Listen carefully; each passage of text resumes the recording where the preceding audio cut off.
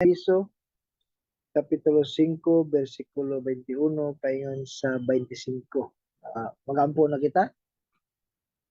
Among Dios amahan nga labing gamahanan, dalaygon kagayod kaayo Ginoo sa among mga kinabuhi. Daghang salamat Lord sa imong pagtugot nga mapaabot namo kanimo ang among mga alampuanan Ginoo. Lord, among gidahom ang imong mga katubagan nga kini maghatag og kaayuhan kanamong tanan Ginoo. Lord, nining kagabion, Lord, sa among pagpaminaw sa imong pulong, tabangi kami Lord, ang focus diha sa imong pulong, ubani kami balang espiritu, Lord, nga ang mga banha sa palibot, mga